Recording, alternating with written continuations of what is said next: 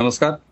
प्रारब्ध पर आप सभी का स्वागत। मैं अमनीश। चैनल आपने सब्सक्राइब किया, वीडियोस को आप लाइक करते हैं, शेयर करते हैं, इसके लिए बहुत बहुत धन्यवाद। बेल आइकन जरूर दबाइए ताकि किसी भी अपलोड की सूचना सीधे आपको मिले। स्क्रीन के दूसरे हिस्से में आज हमारे साथ एक बार फिर हैं भाऊ तोरसेकर सर। भाऊ का परिचय कराने की मेरी बिसात नहीं है, इसलिए सीधे स्वागत करता हूँ। भाऊ बहुत बहुत स्वागत, नमस्कार। भाऊ मैं बंगाल गया, बंगाल मैंने अलग अलग हिस्सों को कवर किया, बंगाल से मैंने वीडियोस भी किए, और बंगाल को बाहर से बैठ के देखना, बंगाल को अंदर से बैठ के देखना। लेकिन मुझे आपके बाहर रहते हुए बंगाल की धरती पर आपने कदम भी नहीं रखा, लेकिन सच कहूं तो मैंने कदम कदम पर आपकी कही तमाम बातों को बंगाल में वेरीफाई किया, और मैं आप कह सकते हैं कि मैंने उसका फैक्ट चेक किया, और वो फैक्ट चेक लगभग उसी तरफ जा रहा है। बंगाल आज बोल रहा है। भाऊ ओवर टू यू प्लीज। मैं तो जिंदगी में कभी बंगाल गया नहीं। आसाम गया हूँ, आसाम सिक्किम गया हूँ, बंगाल में मैंने पैर नहीं रखा है कभी। लेकिन ये मेरी आदत रहती है, मैं न्यूज़ देखता हूँ, अखबार देखता हूँ, उसके बाद न्यूज़ चैनल भी देखता हूँ, कुछ देखता हूँ, लेकिन उसमें विजुअल देखता हूँ तो मैं जिसका विजुअल देख रहा हूँ, वो परिस्थिति हो या वो आदमी हो, इंसान हो, मैं उसको पढ़ना चाहता हूँ। बहुत बार ये होता है कि सामने वाला बातें करता है, लेकिन उसकी आवाज में, उसके शब्दों में जो बात नहीं होती ना, वो उसकी बॉडी बोलती है, परिस्थिति बोलती है। ये बॉडी लैंग्वेज जिसको बोलते हैं देह भाषा। तो देह भाषा में एक कहा गया है कि ज्यादा से ज्यादा 10%, 8, 9, 10% शब्द बोलते हैं, बाकी बॉडी बोलती है, शरीर बोलता है। यहां तक कि ये यहाँ है, नाक है, आपकी आंखें, आंखों की चमक या आंखें डाउन होना वगैरह, पलके ऊपर नीचे होती है, इससे हाथ अगर ऐसे ऐसे कर रहे हो, ये हर चीज से इंसान बोलता है। तो मेरी आदत वो रही है कि मैं अलग अलग लोगों के वीडियो देखता हूं, लेकिन वो जो बोलते हैं वो सुनता नहीं हूं, उनके सामने जो खड़ा है। अब परसों की बात है, आप और धीरेन्द्र पुंडीर वहां भवानीपुर में घूम रहे थे, तो एक जगह आप वो गेट के अंदर महिला थी, आप बाहर थे, दो महिला अंदर थी, तो आप उनसे बात कर रहे थे, तो मैं आपको नहीं सुन रहा था, मैं उन महिलाओं को सुन रहा था। तो मुझे याद है आपने या धीरेन्द्र ने पूछा कि अच्छा क्या चल रहा है, कैसा चल रहा है, जो हो रहा है अच्छा हो रहा है। तो वो महिला का जवाब जो था ना, वो क्या था, नहीं सिर्फ सब तो ठीक ही है, और क्या होने वाला है, नहीं होगा वो अच्छा होगा। अब होगा वो अच्छा होगा, ये जब बोल रही है वो, उसके आंखों में जो चमक थी, यानी कुछ होने वाला है, वो अच्छा होने वाला है, जो है वो अच्छा नहीं है। अब वो खुलेआम तो नहीं बोलेगी, तो हमको वो पढ़ना पड़ता है। मेरी आदत हो रही है, मैं हमेशा से देखता हूं। तो मुझे बहुत सारे लोग 370 के बाद बोले कि क्या बदला, क्या है कश्मीर में, क्या बदला है। मैंने बोला कि हुर्रियत, ये शब्द तुमने 4 सालों 5 सालों में कहीं सुना है? हुर्रियत क्यों नहीं सुना भाई? कश्मीर का मतलब, कश्मीर की कोई भी खबर आ जाए, उसमें आधे खबरों में हुर्रियत नाम होता था, हमने नहीं सुना। हम जब जब कश्मीर का कोई विजुअल देखते थे तो पुलिस भाग रही है, आर्मी के लोग जा रहे हैं, बच्चे उन पर पत्थर मार रहे हैं, कहीं देखा? तो ये बदलाव तो हुआ ना। अगर ये आप देख नहीं सकते हो तो आपकी आंखें नहीं है।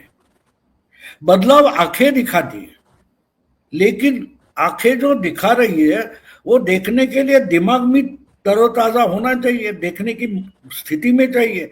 अगर आपका दिमाग उस स्थिति में नहीं, तो कान पर कोई भी शब्द आ जाए, आंखों के सामने कुछ भी हो जाए, आप टस से मस नहीं होगे। तो इसलिए मुझे जो दिखाई दे रहा था, तो मैं अलग अलग, मैं आपको एक लिंक भेजूंगा उसके बाद ईमेल पर, तो आप लिंक देखिए। जब मैं 3 महीने से 4 महीने से बोल रहा हूं ना, तो वो माहौल क्या है वाला जो राजीव रंजन है, उसका वो वीडियो है। और एसआर का आंदोलन, ममता जोश पर थी, उस वक्त का वीडियो है। तो ममता से 2-3 घर बाजू में रहने वाली एक 50-60 उम्र की महिला है, उससे उन्होंने बात की है, वो लिंक मैं आपको जरूर भेजूंगा। तो वो महिला कुछ बोल रही है, उसकी पूरी बॉडी, उसका चेहरा, चेहरे की हलचल, वो कुछ बोल रही है। ये सुनना नहीं चाहता तो क्या करे, मैंने बस सुन ली। जब उसको पूछा कि क्या होने वाला है, तो वो बोलते मुंह बंद। मुंह बंद कर। तो जो है मन में नहीं बोल सकती, वो डर था, लेकिन उसके बावजूद वो बोल रही है कि बढ़िया हो गया, एसआईआर हो गया, होना चाहिए था, हमारा तो पक्का है, हमारा तो नाम काटा नहीं है। वो जितने खुशी से बोल रही है, अपने आप बोल रही है, तो एसआईआर होना कितना अच्छा था वो बोल रही है। अब उसके बाद जब अलग अलग ओपिनियन पोल पिछले महीने से आने लगे, तो उसमें वो मेरा ख्याल है अमिताभ तिवारी करके है, उनका जो है उसमें 66% लोग बोलते हैं कि भाई एसआईआर बढ़िया होगा, होना चाहिए था।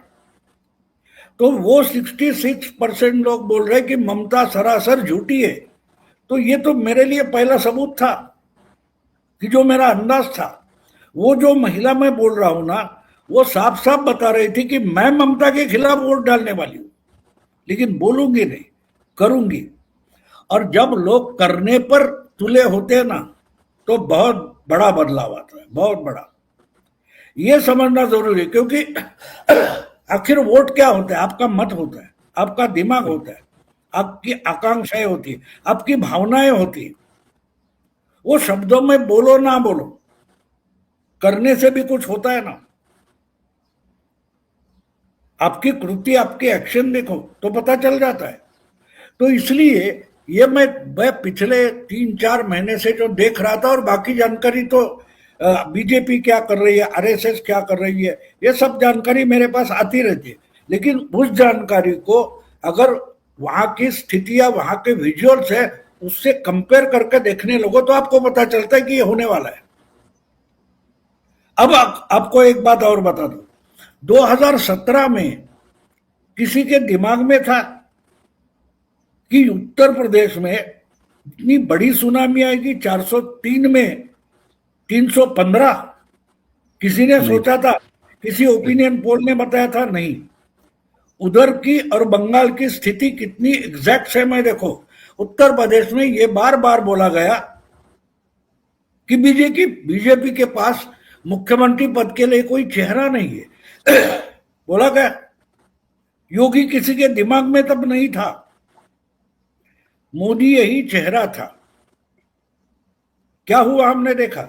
और एक बात उसमें ऐड कर लो, उस वक्त राहुल गांधी और अखिलेश साथ हो गए थे, यूपी के लड़के, दोनों निकले कड़के, याद है आपको? और उनके साथ प्रशांत किशोर था, फिर भी कितनी बुरी तरह से हार गए। 225 वाली समाजवादी पार्टी 49 तक आकर रुक गई। तो मैं बंगाल में 2017 का यूपी रिपीट होते देख रहा हूं, क्योंकि सुनामी जब आती है ना, तो सुनामी दिखाती है।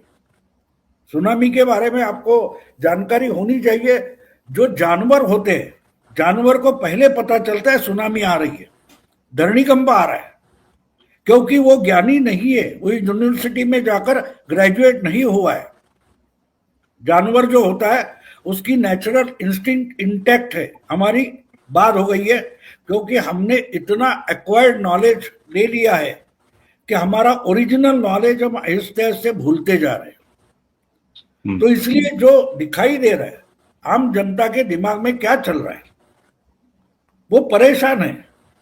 लोग जो बोलते हैं उससे पता चलता है कि डरे क्यों है, डराया क्यों जा रहा है।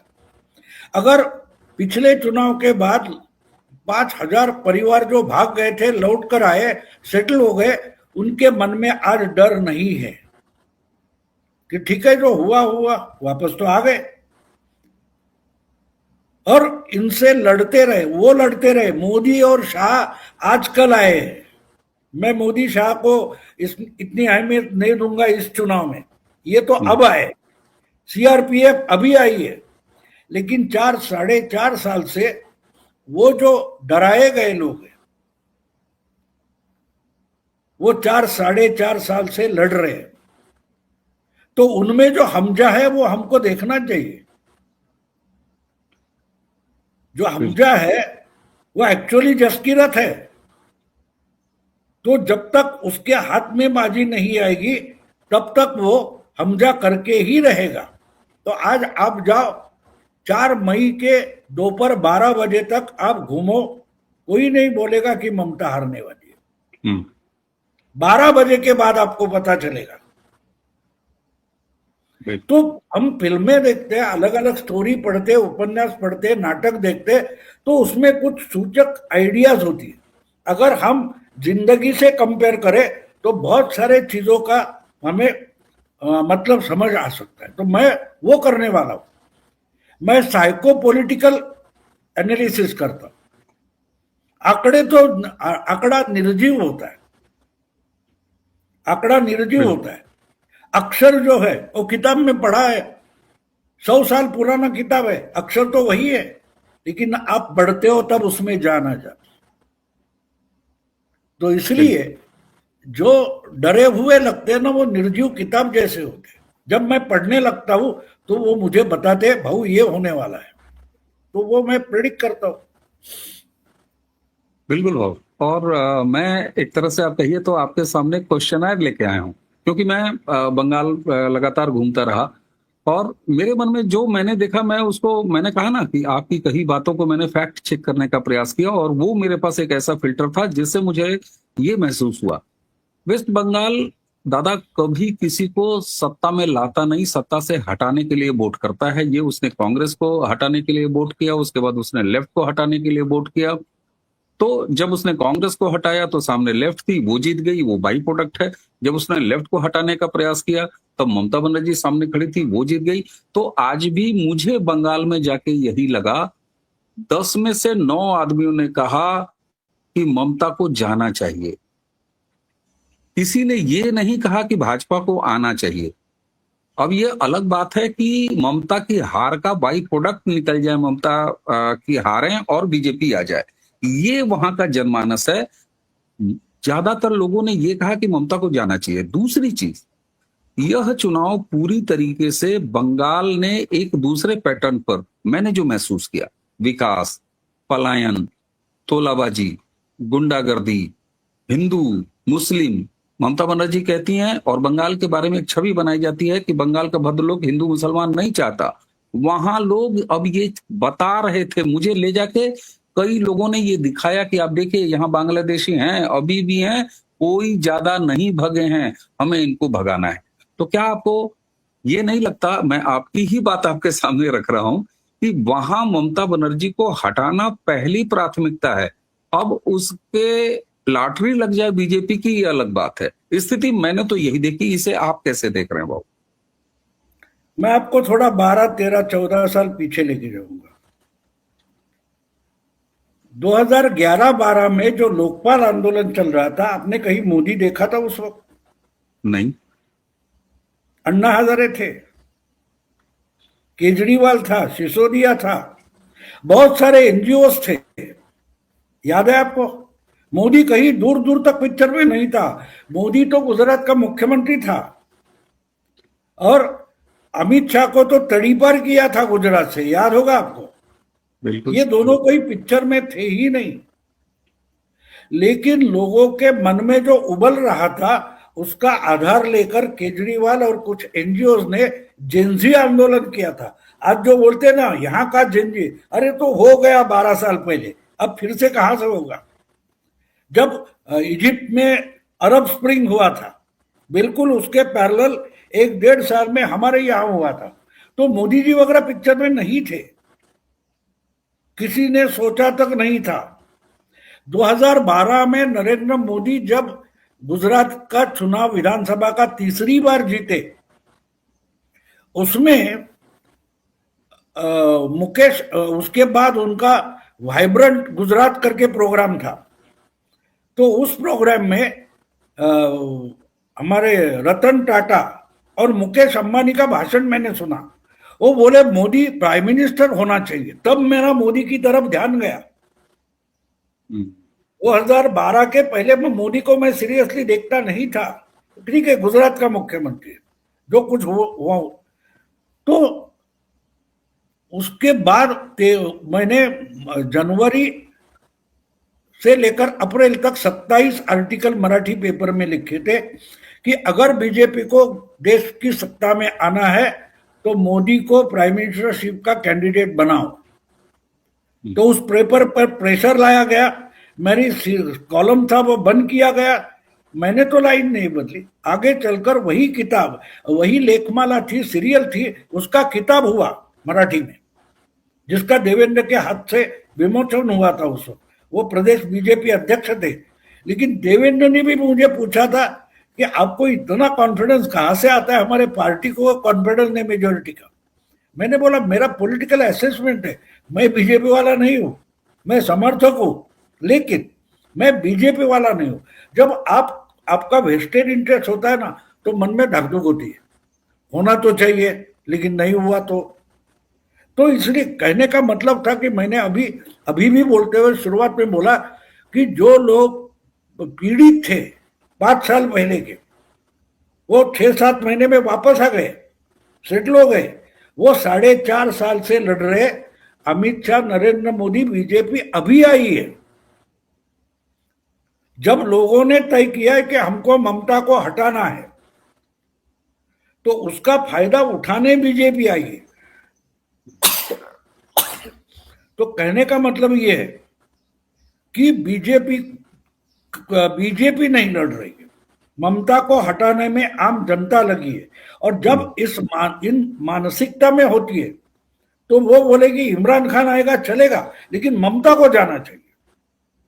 ये जो मेंटालिटी आती है ना, क्योंकि ममता से और बुरा कोई हो ही नहीं सकता, इस मानसिकता में जाते हुए मैं देख रहा था।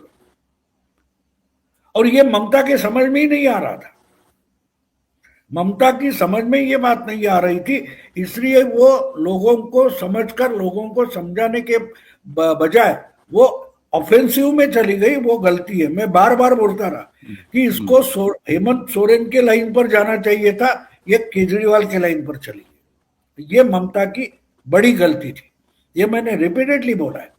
और अब आप आज उसका तो डेस्परेशन आप देख सकते हैं, उसको ग्राउंड रिपोर्ट आता है, वो तो ग्राउंड की महिला है, जमीनी कार्यकर्ता है, उसको पता है वो हार रही है। तो हार मंजूर करना बहुत मुश्किल होता है, स्वीकारना बहुत मुश्किल होता है, लगता है कुछ तो चमत्कार हो जाएगा। तो इसलिए, लेकिन एक बात है कि लोगों ने जब तय किया है तो वो कोई नहीं बदल सकता। यानी इसमें मैं थोड़ा राजनारायण की बात आपको बता दूं, 77 साल यानी मानो 49 ईयर्स पुरानी बात है। जब जनता पार्टी का चुनाव चल रहा था, हमारे मुंबई में प्रचार के लिए राजनारायण आए थे और वो इंदिरा गांधी के खिलाफ खड़े थे रायबरेली में। तो हमारा एक दोस्त था, वो पत्रकार था लेकिन सोशलिस्ट था, तो वो पार्टी से संबंध रखता था। हम उनको मिलने गए तो बोले बोला चल आते मिलेंगे, हम कहा यूपी में जाने वाले, यहाँ मिलता है तो उससे बात करेंगे। तो मैंने उनको पूछा नेताजी रायबरेली की स्थिति क्या है? तो वो उनके स्टाइल में, अगर आपने कहीं उनका वीडियो देखा, लालू से भी अजीब थे वो बोले वो तो रायबरेली में जीत चुका हूं, अभी वोटिंग बाकी है। तो मैं हंस पड़ा। मैं कुछ 6-7 साल का तो पत्रकार था, बड़ा सीनियर वगैरह नहीं था। तो वो बोले बच्चे हो अभी, राजनीति बहुत सीखनी है तुम्हें। तो मैंने उनको पूछा नेताजी बात वो नहीं है, आपके सामने प्राइम मिनिस्टर खड़ी है, प्रधानमंत्री लड़ रही है। तो बोले वही तो। मैंने बोला वही तो का मतलब क्या है? देखो एक बात है बच्चे, लोग जनता पार्टी या राजनारायण को जिताना नहीं चाहते, लोग इंदिरा को हराना चाहते। तो उसको हराएंगे तो सामने अकेला तो मैं खड़ा हूं, मैं क्या करूं? मैं अगर हाथ जोड़कर गांव गांव घूमूंगा कि मुझे हरा दो, मुझे हरा दो, तो भी जीत जाऊंगा, क्योंकि लोगों ने तय किया कि इंदिरा को हराना है, गिराना है। तो मैं कितने भी प्रयास करूं हारने के, फिर भी जीत जाऊंगा। बंगाल की सिचुएशन मुझे पिछले 6-7 महीने से ऐसी लगती है। और इसलिए मैंने कहा कि लोगों ने तय किया है तो बीजेपी भी प्रयास करके हार नहीं सकती, क्योंकि वही अकेला अल्टरनेटिव है। अगर ये 4 साल अगर कांग्रेस तय करती, सीपीएम तय करती कि हमको अल्टरनेटिव बनना है, तो शायद बीजेपी नहीं जीतती। जीतने का चांस सीपीएम को या कांग्रेस को, लेफ्ट फ्रंट को मिल जाना। ये समझना जरूरी होता है। लोग बिल्कुल हटाना। बिल्कुल वो। और आपने जो ये बात कहा ना कि हमने भी, और बंगाल में जितने भी हमारे मित्र घूम रहे हैं, हमने भी जहां जहां से निकाला, यहाँ ये सवाल ही नहीं है कि बीजेपी जीतने जा रही है। ये कोई नहीं कह रहा है ममता बनर्जी को हराना है, ये सारे कह रहे हैं अब जीत जाए बीजेपी तो ये उसका मामला है, क्योंकि 2011 में जैसे लेफ्ट के सामने ममता खड़ी थी। मैं एक चीज और एक आपको 77 का हाँ एक इंसिडेंट बताता हूँ। हमारे हाँ वो सीनियर थे मुंबई में, थे यूपी के, प्रतापगढ़ के थे। तो उन्होंने एक बढ़िया बात बताई उस चुनाव की। दिनेश सिंह जो थे, इंदिरा गांधी के कैबिनेट में फॉरेन मिनिस्टर हुआ करते थे, तो उनका इतना, वो तो राजा थे, उनका दबदबा था प्रतापगढ़ में। तो उनके खिलाफ उम्मीदवार नहीं मिल रहा था जनता पार्टी को, तो किसी एक अवनीश को लाकर जबरदस्ती खड़ा कर दिया था। तो अवनीश भी इतना डरा हुआ था कि उसने पर्चा भर दिया, को वेरिफिकेशन हो गया। वो वेरिफिकेशन के बाद जो निकल कर आया, वो चुनाव के नतीजे होने के एक दिन बाद सर्टिफिकेट लेने पहुंच गया, जीत गया था। तो जब लोग तय करते हैं ना किसी को हराना, तो कैंडिडेट सामने है या नहीं उसका कोई मतलब नहीं होता। तो मुख्यमंत्री कौन होगा, सुवेंदु होगा या और दिलीप घोष होगा, ये सब हम एकेडमिक्स जो होते हैं ना उनकी चर्चा के लिए होता है। बाकी लोग तय करते। इसलिए तो जब ओपिनियन पोल आता है तो भी लोग हंसते, नतीजे आते फिर भी लोग हंसते कि ये गधे क्या बकवास कर रहे। करने वाले तो हम बैठे, हमको ही समझा रहे हमने क्या किया। यानी वोटर हमारी तरफ हंसते हुए देखता है, इसलिए कि वो समझता है कि साला किया तो मैंने, और मैंने क्या किया ये क्यों समझाएगा मुझे। वो हमको बुद्धू समझते हैं। मैं हमेशा करता हूँ, मैं एनालिसिस करता हूं तो सुनने वाले मुझे बुद्धू समझते हैं कि अरे किया मैंने और तू मुझे समझा रहा है कि मैंने कैसी सेंचुरी लगाई तो मैंने, है ना। तो वोटर वो होता है, उसके मन के गहराई में पहुंचना बहुत मुश्किल होता है। उसका ट्राई करते रहो तो बढ़िया आप एनालिसिस कर पाओगे हमेशा। बिल्कुल बहुत अच्छा। वेस्ट बंगाल में अगर परफॉर्मेंस के आधार पर भी देख लें तो भारतीय जनता पार्टी के साथ एक गजब का कंट्राडिक्शन है, जो मैंने वहां क्रॉस वेरीफाई भी किया। आप देखें तो पूरे भारत में भारतीय जनता पार्टी के ऊपर आरोप भी लगता रहा है, और शायद शुरुआत में यह सही भी था कि साहब ये अर्बन पार्टी है, शहरों की पार्टी है, और ये ग्रामीण पार्टी नहीं। लेकिन वेस्ट बंगाल में इसका उल्टा है, नॉर्थ बंगाल में छाई हुई है। आप प्रधानमंत्री की रैलियां देख लें, तमाम चीजें देख लें। वेस्ट बंगाल में जो सबसे कमजोर कड़ी है वो शहरी जो वेस्ट बंगाल है, खासतौर से कोलकाता का पूरा इलाका है। लेकिन मैंने जब इसको क्रॉस वेरीफाई किया, भाऊ इसमें इस बार परिवर्तन दिखाई दे रहा है। वह पार्टी जो अरब खासतौर से कलकत्ता से गायब होती थी, वो वहां दिखाई पड़ रहा है। साथ में अंतिम एक अपना फीडबैक आपको दे दूं, उस पर आपकी एनालिसिस। ममता बनर्जी क्या इतनी आसानी से हार मान जाएंगी? ये भी नहीं है। मैंने एक फाइंडिंग की, और ये बहुत बिरला उदाहरण है। हम लोग कई बार गिना रहे हैं कि इलेक्शन कमीशन सोसाइटीज में, छोटे मोहल्लों में और अपार्टमेंट्स में छोटे बूथ बना रहा है। ममता बनर्जी ने इसकी भी काट लगाई है। और मुझे ये फीडबैक मिला साल्ट लेक सिटी के इलाके से, जो कि नया कोलकाता है। वहां एक्स डिफेंस वालों की एक सोसाइटी है। ममता बनर्जी ने उसकी काट कैसे लगाई है, अब इससे कैसे बीजेपी निपटेगी ये आप बताएंगे। नगर निगम ने वहां पर तमाम तरह की नोटिस भेज दी, जल कर की, गृह कर की, इसकी उसकी, और सोसाइटी से लिखवा लिया कि हमें इसके अंदर बूथ नहीं चाहिए। तो ममता वहां तक जा रही हैं। लेकिन एक चीज जो मैंने महसूस की, काउंटर डर ममता बनर्जी के इकोसिस्टम में है। वो सेंट्रल डिप्लॉयमेंट से है। मैं एक दिन शाम को 6 बजे लौट रहा था साल्ट लेक की तरफ से, जबकि मेरी पत्नी मेरे साथ थी गाड़ी में, और 4 जगहों पर सघन जांच हुई मेरी गाड़ी की, हर एक गाड़ी की मैं देख रहा था, 2 पहिया से लेकर 4 पहिया। तो वो तो दिखाई दे रहा है, लेकिन ममता बनर्जी इतनी जल्दी हार भी नहीं मान रही।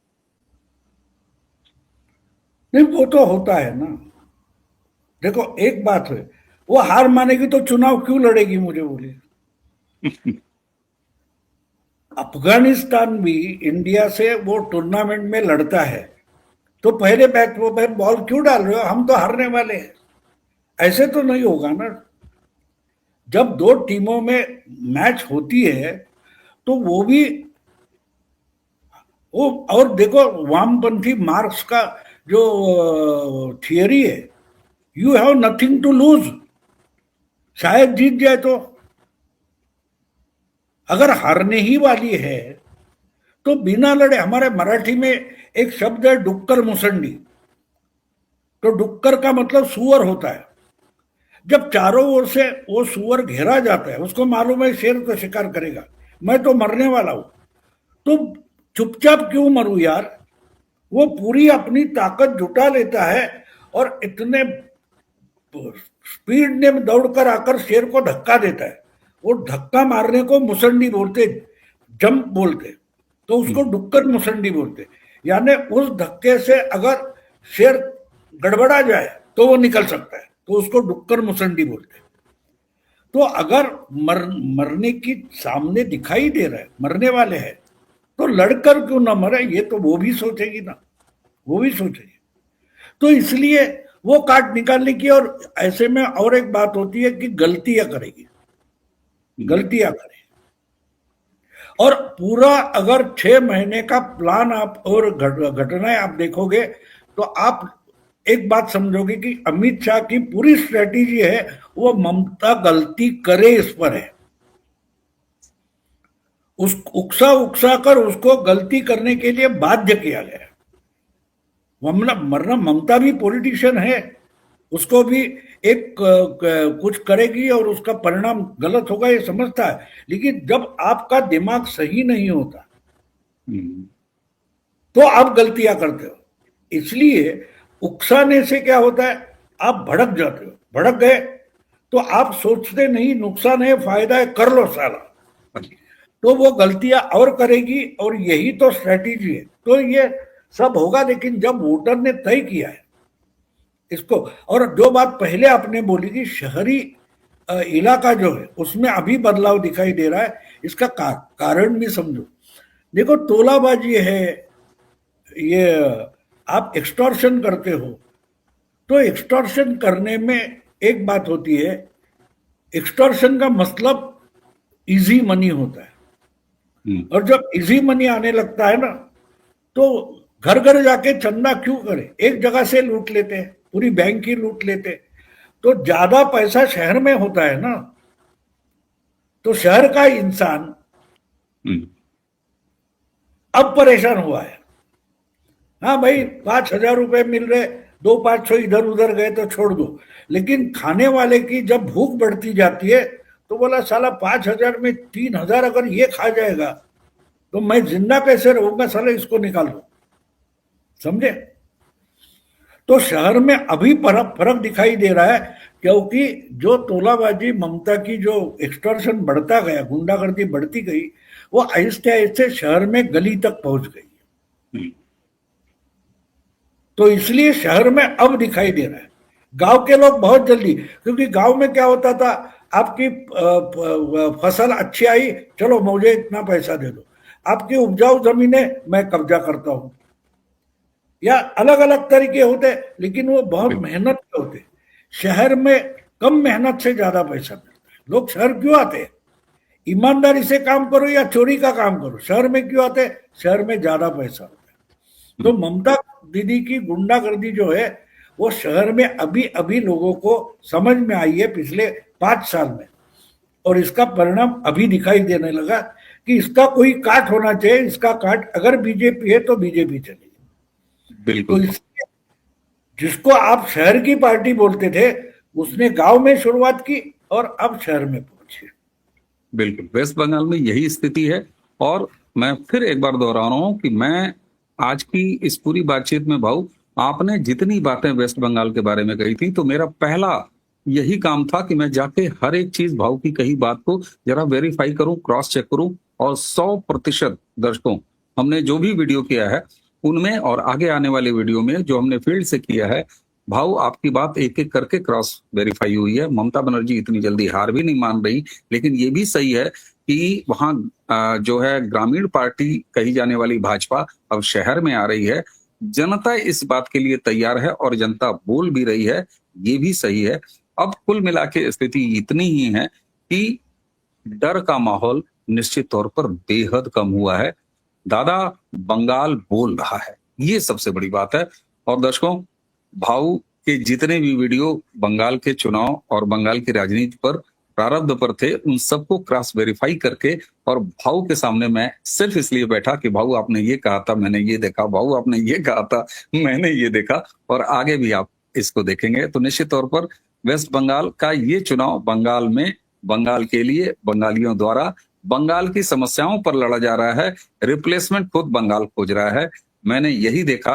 और भाऊ ने लगातार दूर बैठे अपने अनुभव के आधार पर यही कहा, और मैं ये शपथ पूर्वक कह सकता हूं कि भाऊ ने जो कुछ भी कहा, मैंने जब जमीन पर उसको क्रॉस वेरीफाई किया तो स्थिति वही निकली। हमें उम्मीद है कि आपको आज की ये चर्चा पसंद आई होगी। अगर पसंद आई हो और तनिक भी लगे कि वेस्ट बंगाल के बारे में कुछ सार्थक चर्चा हुई है, तो इसे आगे जरूर बढ़ाइएगा। चैनल को आपने सब्सक्राइब किया, इसके लिए बहुत बहुत धन्यवाद। वीडियोस को आप लाइक करते हैं, शेयर करते हैं, बेल आइकन जरूर दबा लीजिएगा। तो आज की चर्चा समाप्त करने से पहले भाऊ को एक बार फिर प्रणाम, धन्यवाद के साथ हम दोनों को आज्ञा दीजिए। नमस्कार, प्रणाम, जय जय।